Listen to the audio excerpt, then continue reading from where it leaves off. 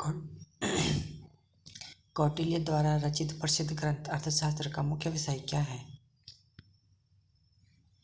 शासन कला, राजनीति और कूटनीति।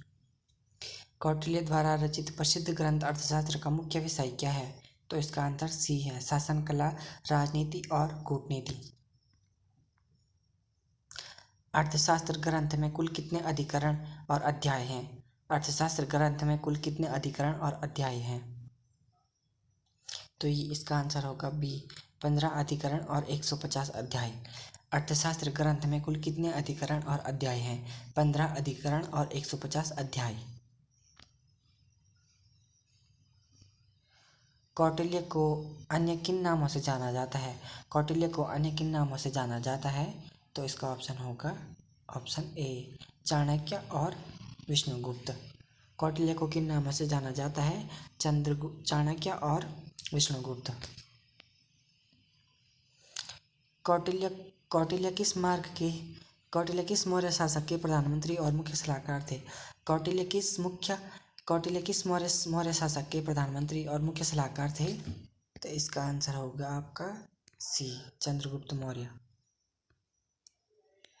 कौटिल्य किस मौर्य शासक के प्रधानमंत्री थे? चंद्रगुप्त मौर्य के।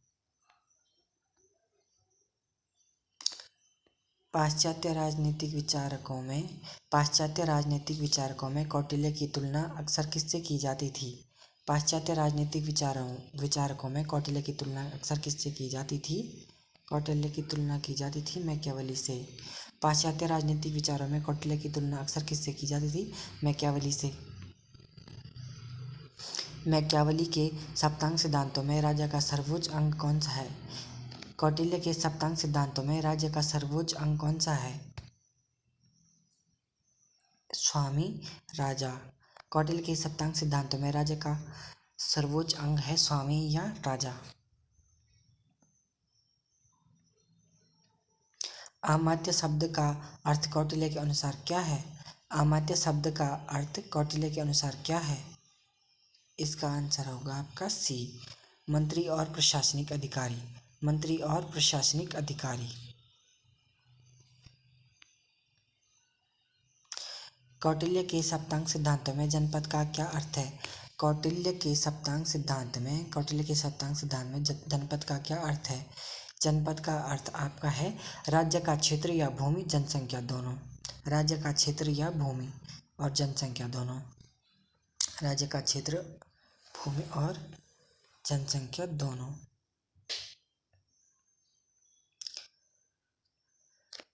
कोश को कौटिल्य ने राज्य का किस अंग से तुलना की? कोश को कौटिल्य ने राज्य के किस अंग से तुलना की?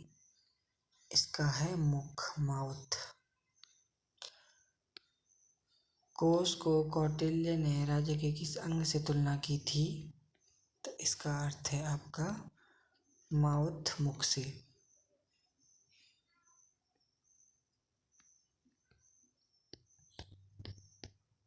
नेक्स्ट क्वेश्चन है आपका, अंतर्राष्ट्रीय संबंधों को समझने के लिए कौटिल्य ने किस सिद्धांत का प्रतिपादन किया? अंतर्राष्ट्रीय संबंधों को समझने के लिए कौटिल्य ने किस सिद्धांत का प्रतिपादन किया? अंतर्राष्ट्रीय संबंधों को समझने के लिए कौटिल्य ने किस सिद्धांत का प्रतिपादन किया था? तो ये था आपका बी, मंडल सिद्धांत। अंतर्राष्ट्रीय संबंधों को समझने के लिए कौटिल्य ने मंडल सिद्धांत का उपयोग किया था।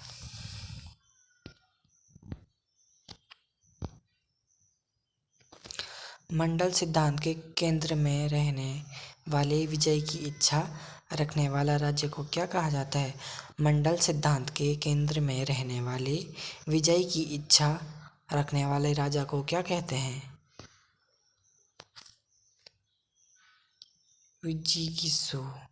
विजिगीषु। मंडल सिद्धांत के केंद्र में रहने वाले विजय की इच्छा रखने वाले राजा को कहा जाता है विजिगीषु।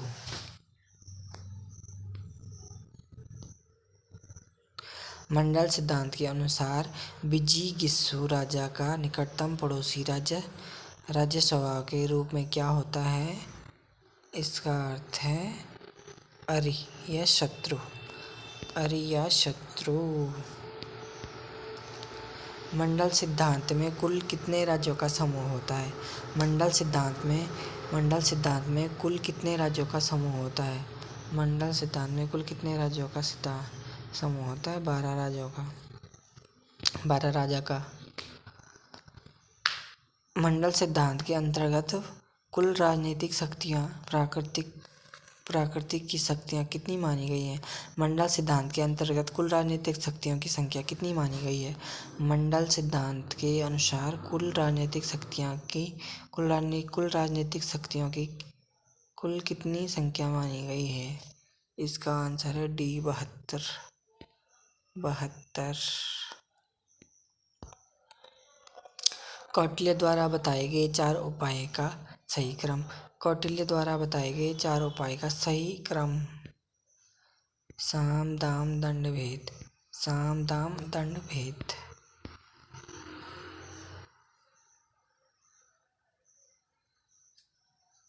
साम दाम दंड।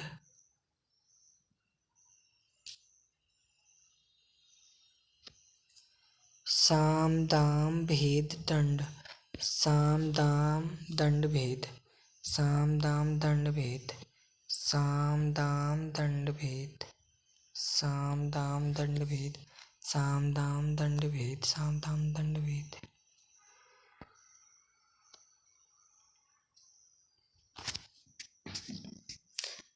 षड्भुज नीति। षड्भुज नीति में कुल कितने लक्ष्य या नीतियाँ शामिल हैं? षड्भुज नीति में कुल कितने लक्ष्य एवं नीतियाँ शामिल हैं? षड्भुज नीति में कुल कितने लक्षण एवं नीतियाँ शामिल हैं? तो इसका आंसर है आपका 6। षड्भुज नीति में कुल कितने लक्षण एवं नीतियाँ हैं? 6। यान नीति का अर्थ क्या है? यान नीति का अर्थ क्या है? यान नीति का अर्थ है आपका शत्रु के विरुद्ध सैन्य चढ़ाई या आक्रमण। यान नीति का अर्थ है शत्रु के विरुद्ध सैन्य चढ़ाई या आक्रमण।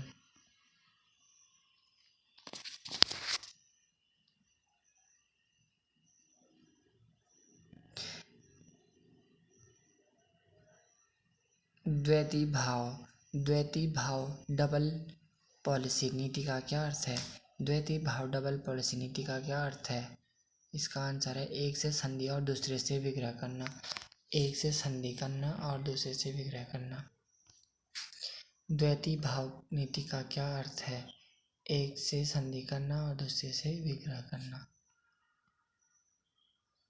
कौटिल्य ने गुप्तचर संगठन को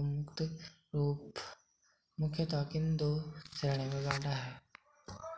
कौटिल्य ने गुप्तचर संगठन को मुख्यतः किन 2 श्रेणियों में बांटा है? इसका आंसर सी सस्ता तथा संचार।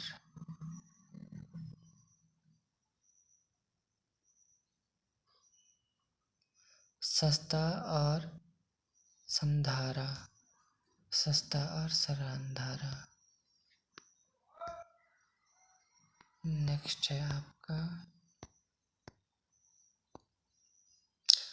प्रजा के सुख में ही राजा का सुख है और प्रजा के हित में ही उसका हित है। प्रजा के सुख में ही राजा का सुख है।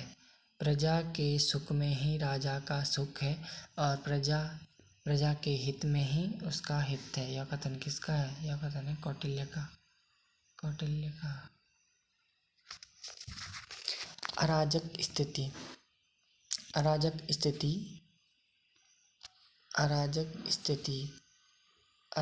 स्थिति के लिए कौटिल्य ने किस शब्द का प्रयोग किया है? अराजक स्थिति के लिए कौटिल्य ने किस शब्द का प्रयोग किया है? मत्स्य न्याय। अराजक स्थिति के लिए कौटिल्य ने कौन सा शब्द प्रयोग किया है? मत्स्य न्याय। मत्स्य न्याय का अर्थ है बड़ी मछली द्वारा छोटी मछली को खाया जाना। कौटिल्य के सुशासन के लिए विद्या ज्ञान की कितनी शाखाएं मानी जाती हैं? या मानी गई है। कौटिल्य के सुशासन के लिए विद्या ज्ञान की कितनी शाखाएं मानी जाती हैं? आपकी हैं 4।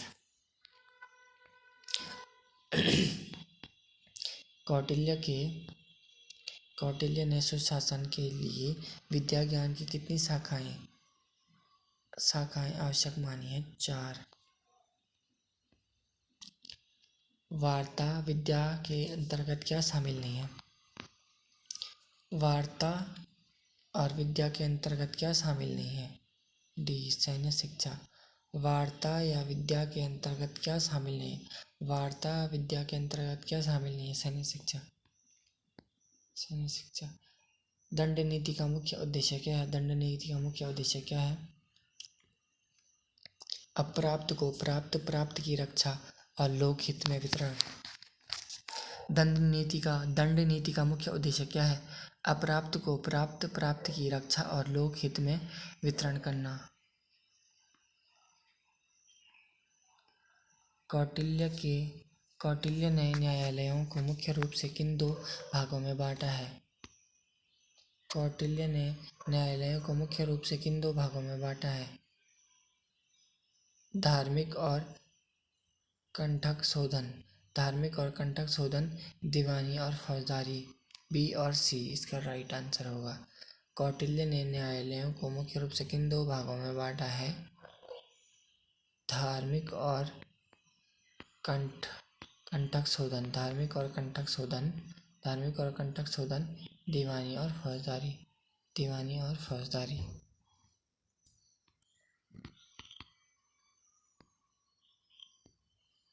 कानून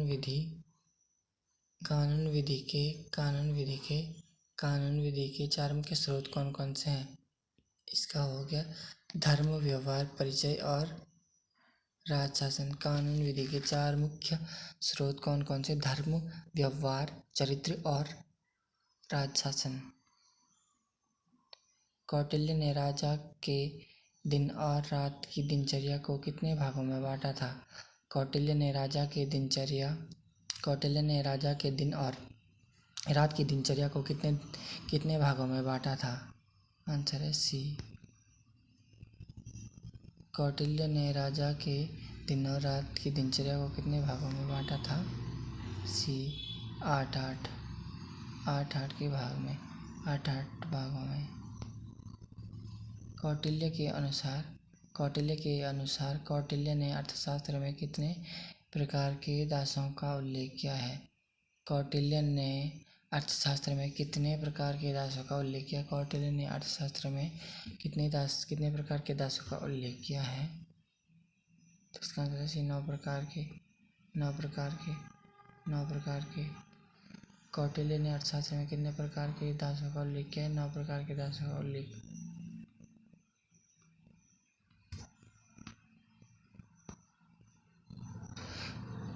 कौटिल्य के राजनीतिक दर्शन की प्रकृति कैसी है? कौटिल्य के राजनीतिक सिद्धांत की प्रकृति कैसी है? कौटिल्य के राजनीतिक सिद्धांत की प्रकृति है व्यवहारिक और यथार्थवादी। कौटिल्य के राजनीतिक सिद्धांत की प्रकृति कैसी है? व्यवहारिक और यथार्थवादी। कौटिल्य के राजनीतिक सिद्धांत की प्रवृत्ति। कौटिल्य के राजनीतिक दर्शन की प्रकृति और सिद्धांत प्रकृति कैसी है? व्यवहारिक और यथार्थवादी।